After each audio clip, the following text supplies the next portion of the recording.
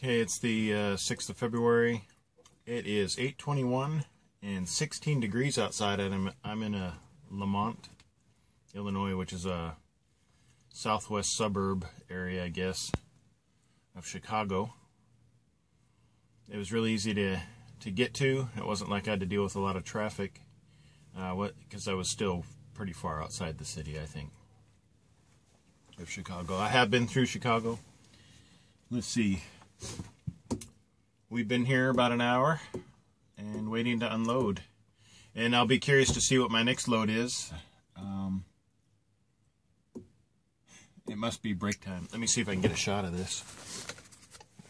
Here you got, those are probably the people that need to unload me over there, the ones by the barrel of wood. Burning wood, yeah, that's the life here. You know, union everywhere in Chicago. I don't know. I don't blame them. After 2 hours, I get paid, so. But it is Friday, so we will see how this affects me getting home today. Because I've had this before where it seems like a good plan, but without knowing where obviously I'm going to have to get a load that takes me by my house, or the Madison yard. And depending on where that is, it only takes me about 4 hours to get to St. Louis from here. In fact, excuse me, let's take a look real quick. Because I'm just going to the Madison terminal. And, of course, my GPS is going to want to compare a couple routes. I need to do a review on my GPS, and I think I said it before, I have a McNally 730 LM. It's the big 7-inch screen. I like it.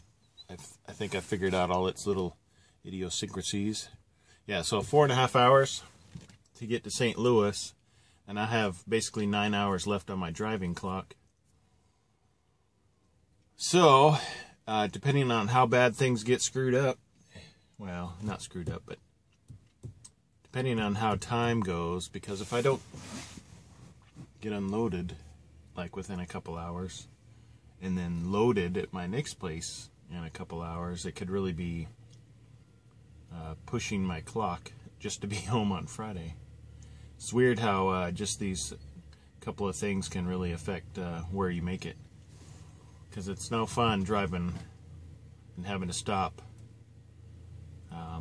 45 minutes from your house, then sleeping and getting up the next day to drive on Saturday. So I guess it's one of those things. It's getting warm in here now. Oh. Let's see, a couple of people have asked about my CDL and how I got it. I have a little bit of a different story, because I was active duty Air Force, and I had 4 months of vacation time saved up. So when I got out to retire, I basically went on vacation for 4 months and just waited at home until I got a job. And while I was on vacation, I went to CDL school, just a local CDL school nearby where I live in Belleville, Illinois, called the 160 Driving Academy. It's just it's a regular CDL school in Illinois. I think they did a great job. I paid for it on my own. I didn't use the GI Bill or anything. But I knew I was going to be going with a company. That was one of my requirements for a company that I was going to work for, was that they had some kind of reimbursement program, and Maverick does. So I'll eventually end up with my money back. And one thing to take into consideration, these reimbursements aren't like all at once. They pay you like $100, $150 a month until it's paid off. So it'll take, I don't know, 3 years. Because my CDL costs like $3,200, something like that, $34. I don't know. It's just money. So here we sit, waiting for my next adventure.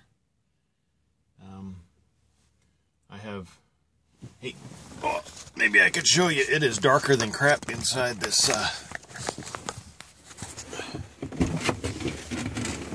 place I backed into. But I've gotten really good at this whole backing thing.